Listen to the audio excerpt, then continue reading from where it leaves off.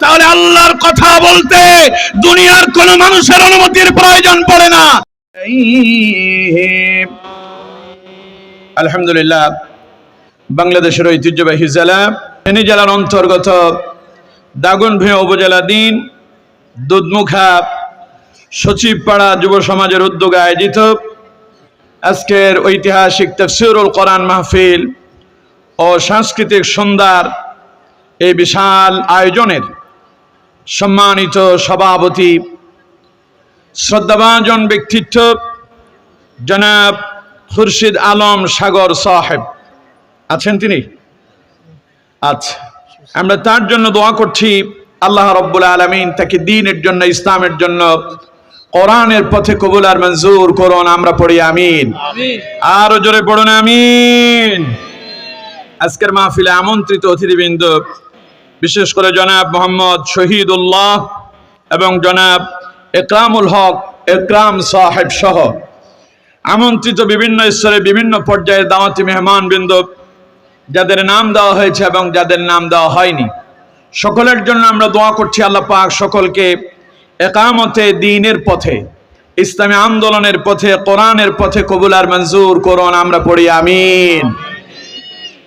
আলোচনা পেশ করেছেন কারি মাওলানা আব্দুস সুবহান সাহেব, কথা বলেছেন মাওলানা আইয়ুব আলী সাহেব, এবং আমার পূর্বেই আপনাদের সামনে অত্যন্ত চমৎকার আলোচনা করেছেন বিশিষ্ট আলেমে দ্বীন মুফাসসিরে কোরআন হযরত মাওলানা কারি শাহজাহান সাইদি সাহেব সহ উপস্থিত এই এলাকার সম্মানিত আলেম হযরত মাওলানা আবু তাহের সাহেব সহ মঞ্চ উপবিষ্ট বিভিন্ন স্তরে বিভিন্ন পর্যায়ের হযরত উলামায়ে কেরাম, আমার সামনে উপস্থিত দূর দূরান্ত থেকে আগত কোরআন প্রেমিক, ইসলাম প্রেমিক, মুসল্লিয়ানে কারাম, মুরব্বিয়ানে আযম, যুবক ভাইয়েরা, পর্দার অন্তরালের সম্মানিতা, শ্রদ্ধেয়া, সর্বগুণে গুণান্বিতা মুমিনা মা এবং বোনেরা, আলোচনার সূচনা লগ্নেতে আনুষ্ঠানিকতার মধ্য দিয়ে আমি আবারও আপনাদেরকে অন্তরের অন্তঃস্থল থেকে সালাম নিবেদন করছি।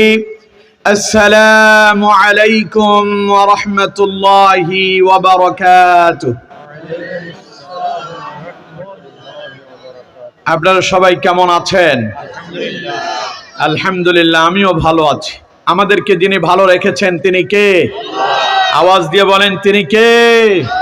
তিনি সেই আল্লাহ যিনি বিশাল আকাশ এবং বিস্তীর্ণ জমিনের মালিক, যিনি সাগর মহাসাগরের মালিক, যিনি কুল কায়নাতের মালিক, যিনি জান্নাত জাহান্নামের মালিক, যিনি আরশ আজিমের মালিক।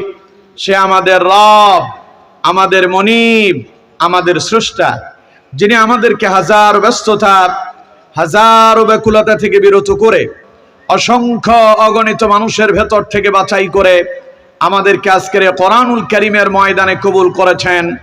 আমরা আমাদের সেই মহান মনিবের প্রতি অন্তঃস্থল থেকে শুকর এবং সুজুদ পেশ করছি।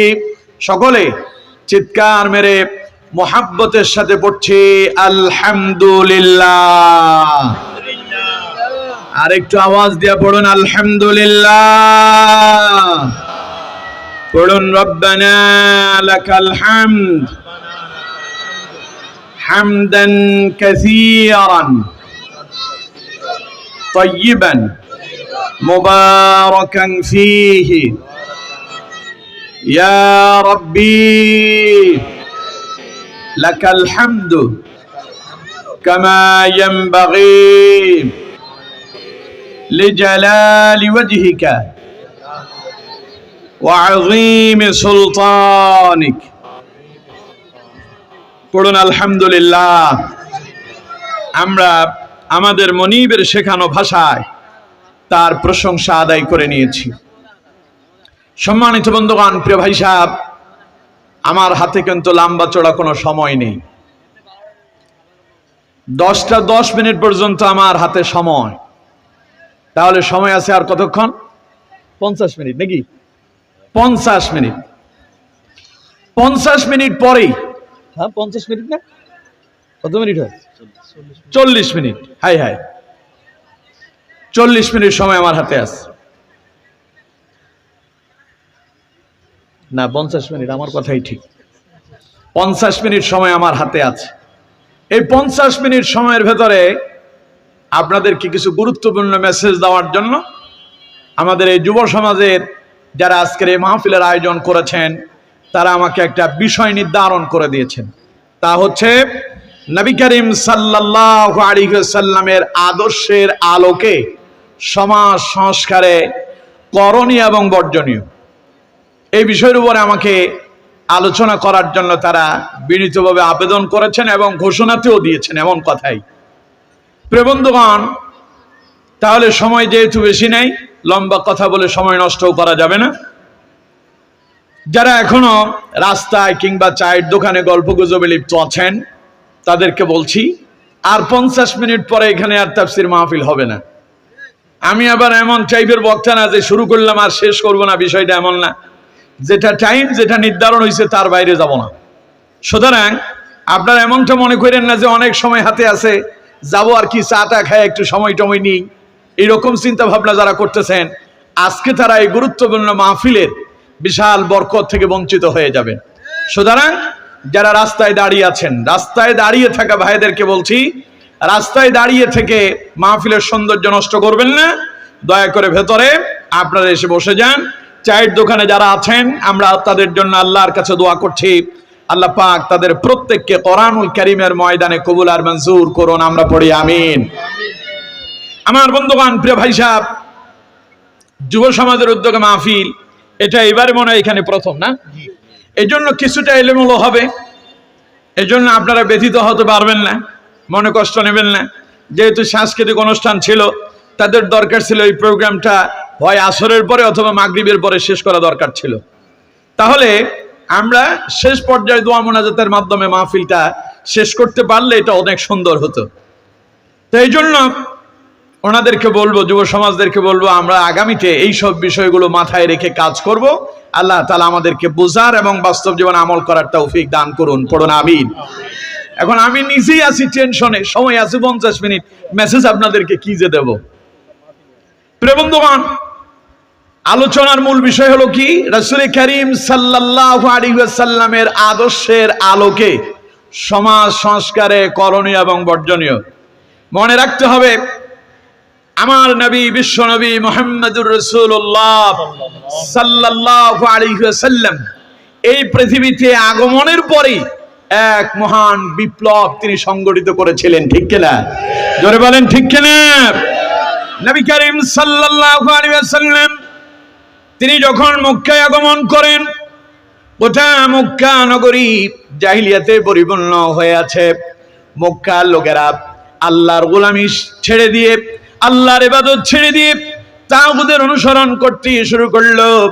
কেউ বা গাছের উপাসনা করে, কেউ বা মাছের উপাসনা করতেছে, কেউ বা আল্লাহর গোলামি বাদ দিয়ে চন্দ্রের উপাসনা করতেছে, কেউ বা সূর্যের সামনে মাথা নত করছে, আর কেউ বা তারকা আরাধ্যের সামনে মাথা নত করছে। অথচ আমার বন্ধুগণ, আল্লাহ রাব্বুল আলামিন বলছেন, আমার বান্দারে, ও দুনিয়ার মানুষেরা, আমি আল্লাহ পাক তোমাদেরকে খামোখা তৈরি করি নাই। আল্লাহ যে আমাদেরকে সৃষ্টি করেছেন এর পেছনে একটা উদ্দেশ্য আছে না নাই? সবাই বলতে হবে, আছে না নাই? আল্লাহ আমাদেরকে সৃষ্টি করার পেছনে মূল উদ্দেশ্য যেটা, তাও আল্লাহ কোরআনুল কারীমে তুলে ধরেছেন। আল্লাহ রাব্বুল আলামিন বলছেন, আমার বান্দারে, আমি তোমাদেরকে কেন সৃষ্টি করছি কোরআন থেকে শোনো। ওয়ামা খালাকাতুল জিন্না ওয়াল ইনসা ইল্লা লিয়াবুদুন। আল্লাহ পাক বলছেন, আমি মানুষ এবং জিনদেরকে তৈরি করেছি শুধুমাত্র কেবলমাত্র একজনের গোলামি হবে। তিনি কে? চিল্লায় বলেন, তিনি কে? সেই আল্লাহর গোলামি কি তৎকালীন সময় চলছিল?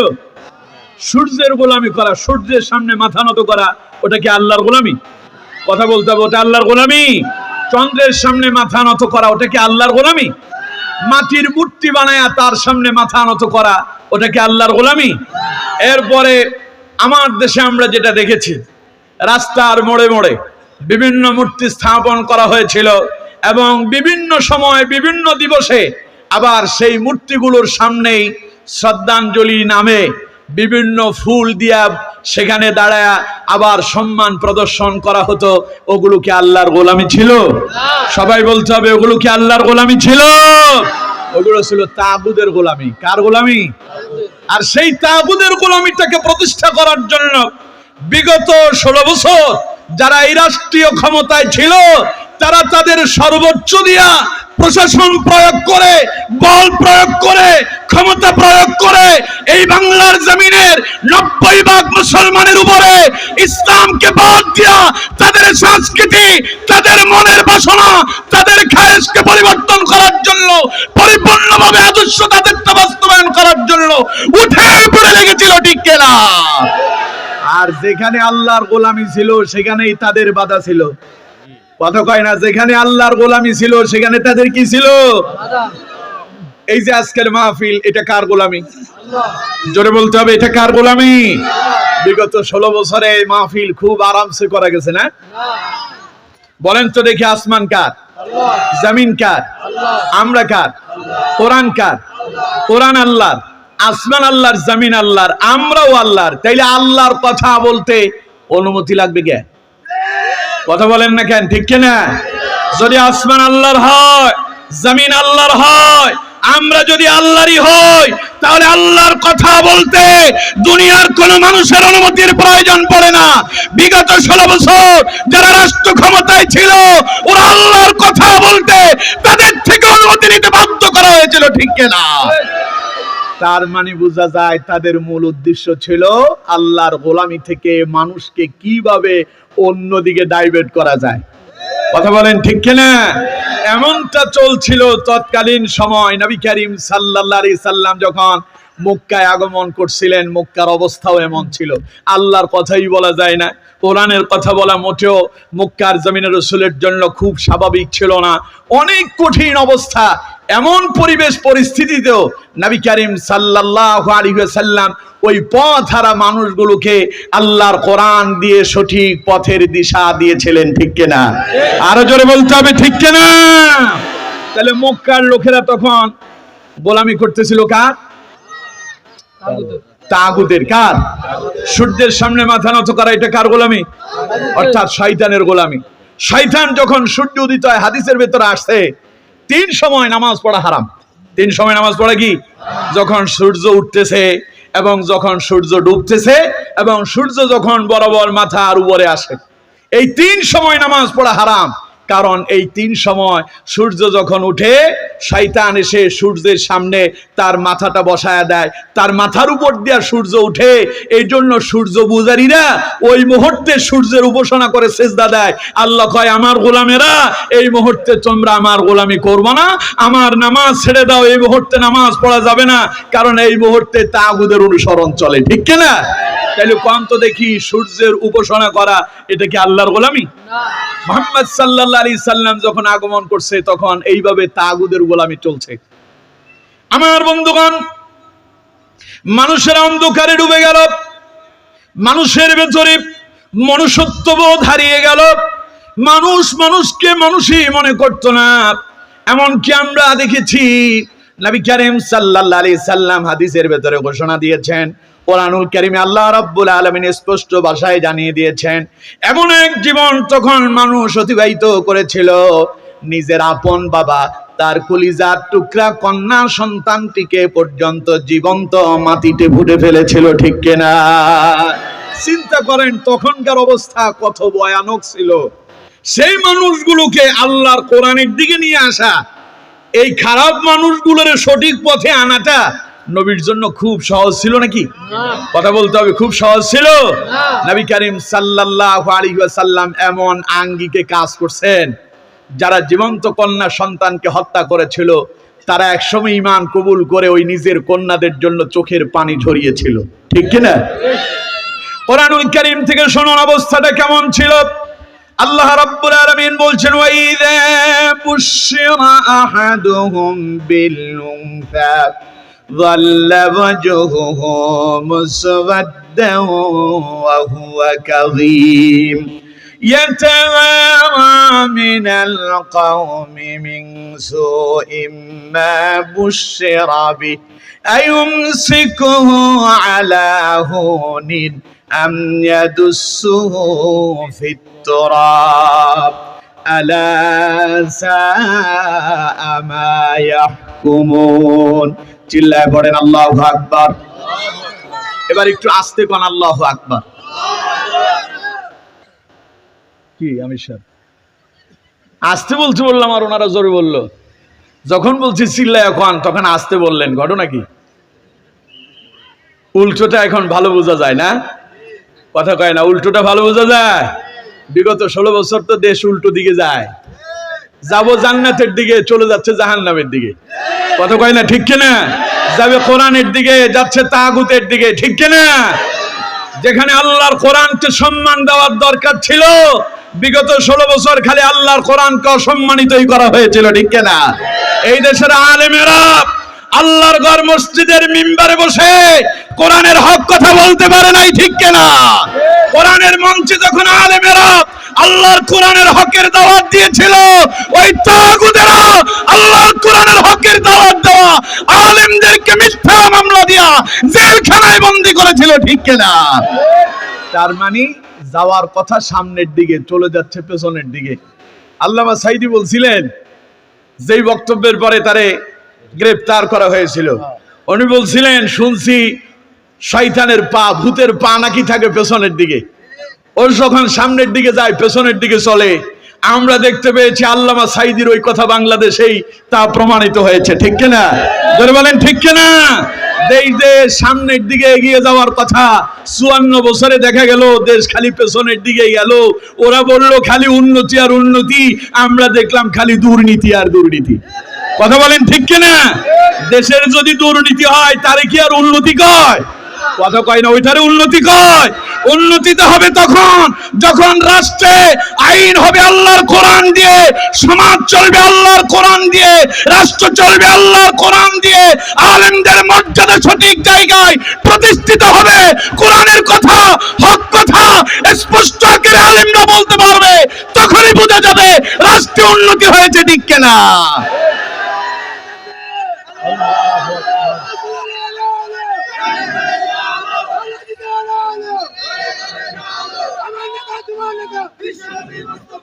আমার বন্ধুগণ, তাইলে ভূতের পা নাকি পেছনের দিকে থাকে, ও সামনের দিকে যাইতে চাইলে পেছনের দিকে চলে যায়।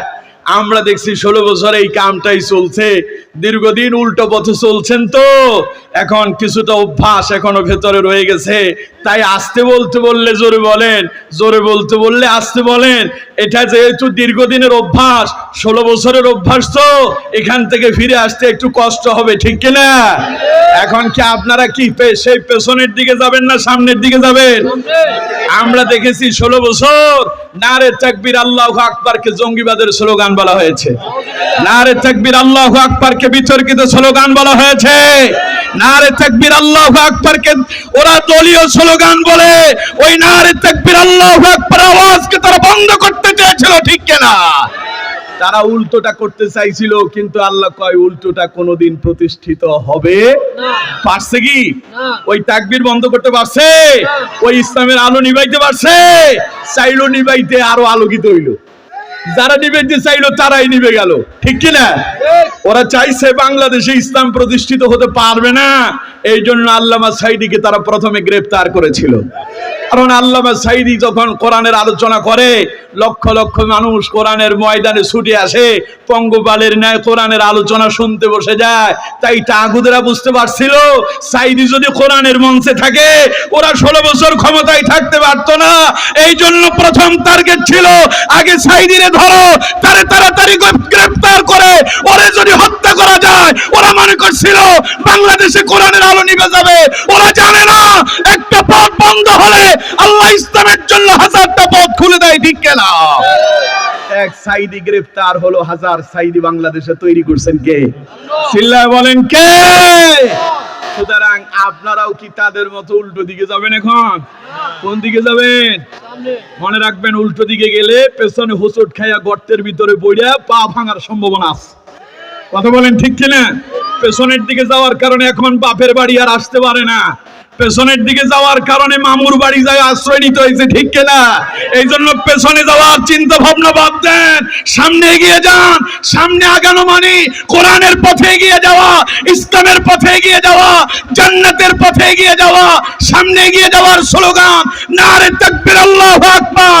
এই স্লোগানকে আপনার মুখের ভেতরে নিয়ে বুকের ভেতরে ধারণ করে যদি ইকামতের পথে, ইসলামী আন্দোলনের পথে ওই স্লোগান দিয়ে এগিয়ে যেতে পারে, আগামীর বাংলাদেশ কোরআনের বাংলাদেশ হবে, ঠিক কিনা? আগামীর বাংলাদেশ ইসলামের বাংলাদেশ হবে, ঠিক কিনা? তাইলে এবার কণ্ঠ দেখে আল্লাহু আকবার আসতে বলবেন না জোরে বলবেন? এবার কণ্ঠ দেখি জোর আপনাদের কত আছে, চিল্লায় কোন আল্লাহু আকবার। না না হয় নাই, আরেকটু আওয়াজ দিয়ে কোন আল্লাহু আকবার। চেষ্টা করলে কিন্তু আরেকটু ভালো হইতে পারতো। দাগন ভূঁইয়ার মানুষ তো আমি চিনি, কারণ আমার বাড়িও দাগন ভূঁইয়াতেই। এই দাগন ভূঁইয়ার রাজপথে বহুবার আমি নারে তাকবীরের স্লোগান ধরছি, আমার সঙ্গে হাজারো ছাত্র জনতা এই স্লোগানে সাড়া দিয়েছিল। কথা বলেন ঠিক কিনা? অনেকে আমারে চেনেন, অনেকে আমারে চেনেন না, কিন্তু আমি আপনাদেরকে ভালো করে চিনি। এখানকার জনপদ এমন না ওরা নারে তাকবীরের স্লোগান দিলে বাতিলের কলিজায় আগুন লাগে। কথা বলেন ঠিক কিনা? তাহলে এখন সেই রকম একটা স্লোগান দিতে পারবেন? দেখে দুই হাত আসমানের দিকে তুলেন। তুলছেন? একটু টান টান করেন, একদম টান টান করছেন। মুষ্টিবদ্ধ করেন, করছেন? সবাই মুষ্টিবদ্ধ করেন। এবার এইভাবে করে একটু নিচের দিকে নামান। আমি নারে তাকবীর বলে উপরের দিকে হাত মুষ্টি খুলে দেব, আপনারা আল্লাহু আকবার বলে মুষ্টি খুলে দিবেন। দেখি আপনাদের আওয়াজ কত আছে তা এখন প্রমাণিত হবে। পারবেন তো ইনশাআল্লাহ? রেডি? সবাই রেডি? নারে তাকবীর, নারে তাকবীর, নারে তাকবীর। দিন ইসলাম, দিন ইসলাম, আল কোরআনের আলো, আল হাদিসের আলো, নারে তাকবীর। বুঝা গেছে শক্তি আছে, এই শক্তি ধরে রাখতে হবে। পারবো তো ইনশাআল্লাহ? আল্লাহ আমাদেরকে কবুল করেন, পড়েন আমিন।